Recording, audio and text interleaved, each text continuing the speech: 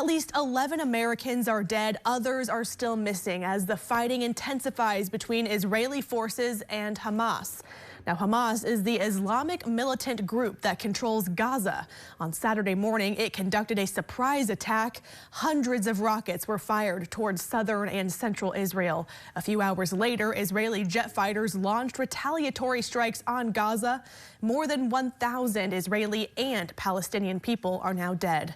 Fox 24's Christina Randall explains the history of the ongoing conflict between both sides. This is not going to go away. The current situation is just a prelude of what's going to happen in the future. The conflict between the Israelis and Palestinians has been brewing for over 70 years. Now the terrorist group Hamas has launched an attack on the state of Israel. Mohammed Zanuba is a business professor at the University of Arkansas, Fort Smith. These two factions can never sit down and have a conversation. No country in the world, including the United States, can bring these two entity, which is the state of Israel and the Palestinian Authority or Gaza people. According to the Global Conflict Tracker, when the state of Israel was created, it sparked a war between the new Jewish state and the Palestinians already living in the area.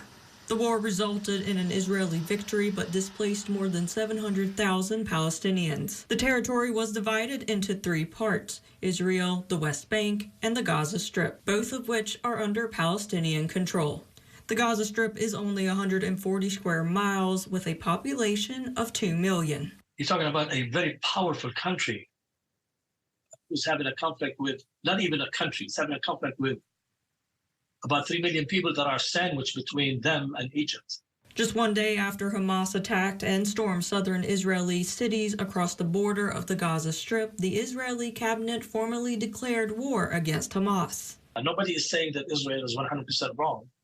But the reaction of the Gaza Strip people is an accumulation of oppression that happened to them the last 70 years. They took their land.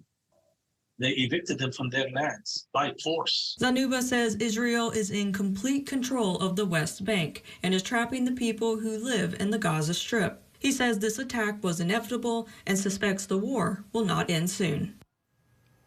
That was our Christina Randall reporting. The Israeli defense minister has ordered forces to carry out a complete siege of Gaza. We reached out to Fayetteville police regarding the safety of our Jewish and Islamic community. It says police are on heightened alert and are patrolling areas around Temple Shalom and the Islamic Center of Northwest Arkansas. We're still waiting to hear from police departments in Bentonville and in Fort Smith.